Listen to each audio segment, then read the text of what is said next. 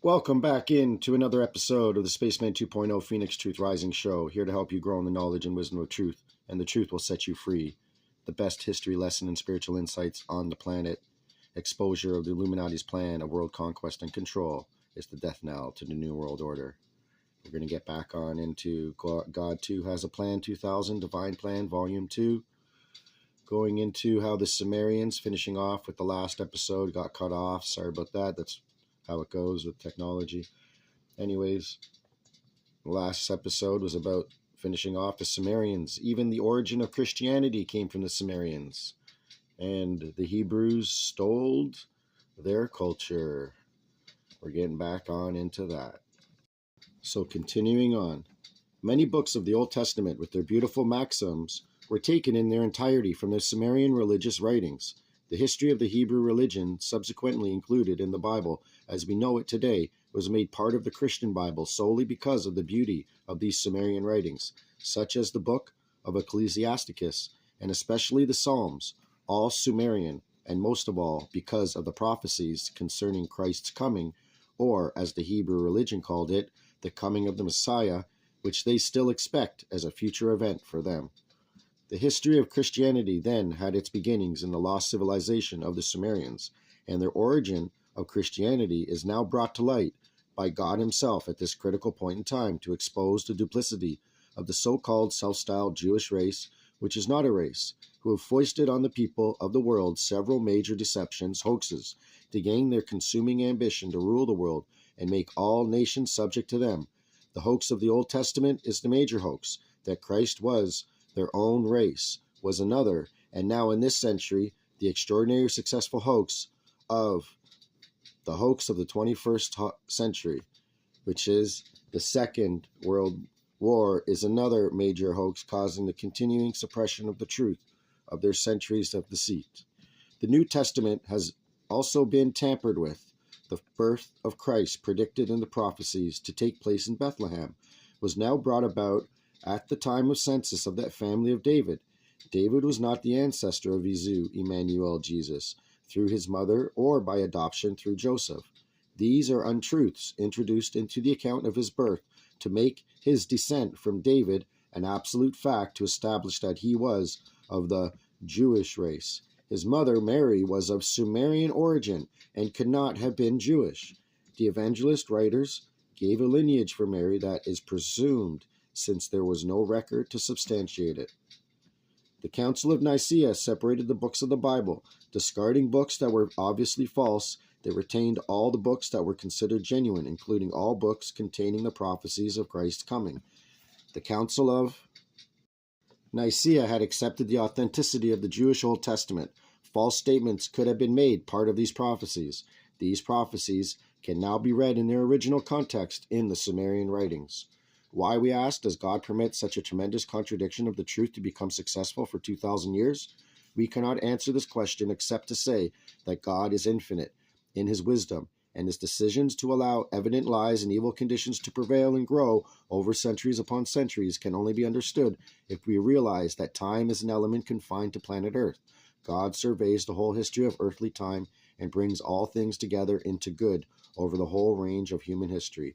June 30th, 1992, MOL. Books by L.A. Waddell, A.B. Ph.D. for reference. The Makers of Civilization, the British Edda, Egyptian Civilization, its Sumerian origin, Phoenician origin of the Britons, Scots, and Anglo-Saxons, the Indo-Sumerian seals deciphered, Aryan origin of the alphabet. End of quoting. In view of these texts, I want you to ponder that which you continually thrust upon me for interpretation, the Dead Sea Scrolls which reside with the Israelis. I ask you, what do you think about them and the possibilities involved with their not being allowed to be brought into public notice, except as already translated, and with nothing against which to evaluate authenticity of translation? Seems a bit too suspicious to me, but who knows?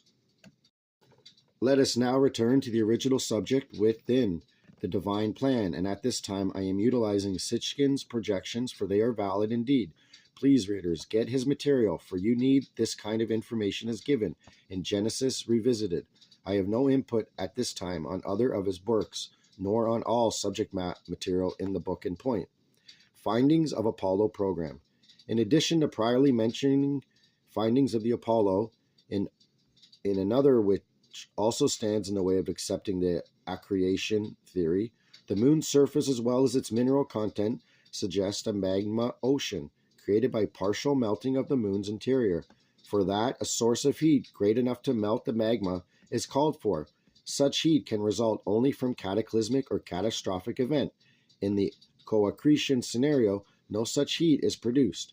How then can one explain the magma ocean and other evidence on the moon of cataclysmic heating? HATONN. Now for you who proclaim loudly that the HATONN only uses information already known. Indeed, for we write journals, then you can go get your confirmation. I am sent to carry out a mission, not do all your homework, when able men with integrity and purpose have done a superb job. But how many of you would know this wondrous information if I told you not? I come in competition with no one, for I have no interest in your material planet whatsoever, except as it regards my mission, which is of spiritual involvement. But you don't know your spiritual status now or ever. You have forgotten as a species and civilization what you were and are. The material is being sent forth for God's people, so that they might heed the trumpet call. What the remainder of you entities do, who wish not my encroachment upon selves, thank you for not participating. And remember, this is at the time, 1992, when we didn't really have the internet and all that up and running. I was going to the library, going to bookshops, trying to find these books. They're falling off the shelf at me, whatever can happen to get the truth. And luckily you meet someone who tells you and leads you in the right direction, because you didn't have the internet. But right now we have it at our fingertips, and that's why I'm putting it out there. So really no one has an excuse to say I didn't know when they get to those pearly gates. And they're not going to be able to say that. But, you know, that's just a big generality in general. But we do need to know the truth. The truth will set us free. So that being said, let's continue on. The need for a birth of the moon with the right amount of angular momentum and a cataclysmic heat-producing event led to a post-Apollo program hypothesis that has been dubbed the Big Whack Theory. It developed from the suggestion by William Hartmann, a geochemist at the Planetary Science Institute in Tucson, Arizona, and his colleague Donald R. Davis in 1975, that collisions and impacts played a role in the creation of the moon. Satellite-sized planetesimals and lunar origin, Icarus, Volume 24. According to their calculations, the rate at which planets were bombarded by small and large asteroids during the late stages of the planet's formation was much higher than at present. Some of the asteroids were big enough to deliver a blow that could chip off parts of the planet they hit. In Earth's cases, the blown-off chunk became the moon. Well, HATONN simply requests that you get the book in point and read it for yourselves, for I have no interest in collision theories, etc. I am only interested in the Sumerian projection of truth in the matter, and thus you have to go back to Sumerian cosmogony for the answer regarding that old moon.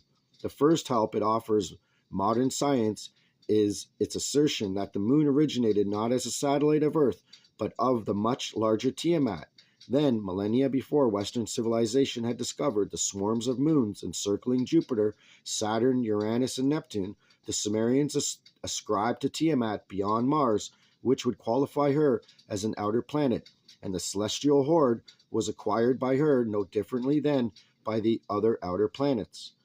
When the scientific theories are compared with Sumerian cosmogony, it is found that not only modern scientists have come around to accepting the same ideas found in the Sumerian body of knowledge, but are even using terminology that mimics the Sumerian texts. Just as the latest modern theories do, the Sumerian cosmogony also describes the scene as that of an early, unstable solar system where planetesimals and emerging gravitational forces disturb the planetary balance and sometimes cause moons to grow disproportionately. You have had a scientist, George Witherell, who updated his calculations of multi-collisions in 1985.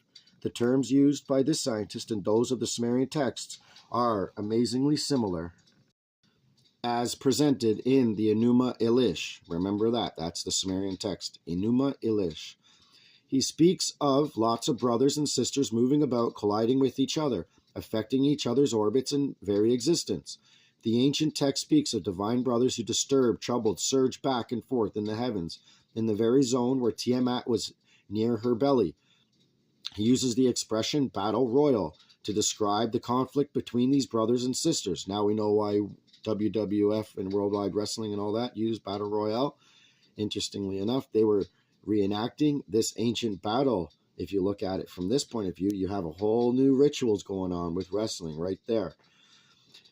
You just figured it out. Battle royal, to describe the conflict between these brothers and sisters. The Sumerian narrative uses the very same word battle to describe what happened and recorded for all time the events of Genesis at the celestial battle. The Sumerian narrative uses the very same word battle to describe what happened and recorded for all time the events of Genesis as the celestial battle. You can read in the ancient text that as the celestial disturbances increased, Tiamat brought forth her own host with which to do battle with the celestial brothers who were encroaching on her. She has set up an assembly and is furious with rage. Withal, 11 of this kind she brought forth. They thronged and marched at the side of Tiamat. In rage, they plot ceaselessly day and night. They are set for combat, fuming and raging. They have assembled, prepared for conflict. Just as modern astronomers are troubled by the disproportionately large size of the moon, so were the authors of the Enuma Elish. Putting words in the mouths of the other planets, they point to the expanding size and disturbing mass of Kingu as their chief complaint. According to this ancient cosmogony, one of the 11 moons of Tiamat did grow to an unusual size because of the ongoing perturbations and chaotic conditions in the newly formed solar system. How the creation of this monstrous moon affected these conditions is regrettably not clear from the ancient text. The enigmatic verses with some of the original words subject to different readings and translations seem to say that making Kingu exalted resulted in making the fire subside or quieting the fire god and vanquishing the power weapon which is so potent in its sweep. This would have something to do with the perceived pull of gravity. It turned out, so the story goes, that it was the sin of Tiamat, her giving Kingu his own orbital destiny, that enraged the other planets to the point of calling in Nibiru Marduk to put an end to Tiamat and her out-of-line consort. In the ensuing celestial battle, as described earlier, Tiamat was split in two. One half was shattered, the other half, accompanied by Kingu, was thrust into a new orbit to become the Earth and its moon. Well, good old Kingu was reduced to the status of a mere satellite, deprived of orbital momentum. The Sumerian observation that Nibiru Marduk made Kingu shrink refers to its reduction in rank and importance, not size. The Sumerians asserted that Kingu was turned into Dug Gae, or Dug Gae, is intriguing. It means pot of lead. Apollo discovery suggested that the Sumerian term was not just figurative, but was literally and scientifically correct. But there remains much unanswered as to your moon, such as why its crust is so unusually rich in radioactive elements such as uranium. There is also evidence of the existence of extinct radon. These elements decay and become lead at either final or intermediary stages of the radioactive decay process. This product is also utilized in alchemy of gold by extraterrestrial travelers. Wow, that's an interesting point. This product is also utilized in alchemy of gold by extraterrestrial travelers. Gold is the metal of choice for circuitry. It is now obvious that old man in the moon was a witness to creation of your planet, to Genesis. I would like to end this segment by reprinting a presentation called In the Astronaut's Own Words. Feeling changes of almost a spiritual nature in their views of themselves, of other humans, and of the possibility of intelligent life existing beyond Earth have been reported by almost all the American astronauts. Gordon Cooper, who piloted Mercury 9 in 1963 and co-piloted Gemini 5 in 1965, returned with the belief that intelligent extraterrestrial life has visited Earth in ages past and became interested in archaeology. Edward G. Gibson, a scientist aboard Skylab 3, 1974, said that orbiting the Earth for days makes you speculate a little more about life existing elsewhere in the universe. Especially moved were the astronauts of the Apollo missions to the moon. Something happened to you out there, stated Apollo 14 astronaut Ed Mitchell. Jim Irwin, Apollo 15, was deeply moved and felt the presence of God. His comrade on the mission, Al Warden, speaking on the 20th anniversary of the first landing on the moon on a TV program, The Other Side of the Moon, produced by Michael G. Lemo, compared the lunar module that was used to land on the moon and take off vertically from the moon to the spaceship described in Ezekiel's vision. In my mind, said Al Warden, the universe has to be cyclic. In one galaxy, there is a planet becoming unlivable, and in another part, or a different galaxy, there is a planet that is perfect for habitation. And I see some intelligent being like us skipping around from planet to planet, as South Pacific Indians do on islands to continue the species. I think that's what the space program is all about. I think we may be a combination of creatures that were living here on Earth sometime in the past and had a visitation by beings from somewhere else in the universe, and those two species getting together and having progeny. In fact, a very small group of explorers could land on a planet and create successors to themselves who would eventually take up the pursuit of inhabiting the rest of the universe. And Buzz Aldrin, Apollo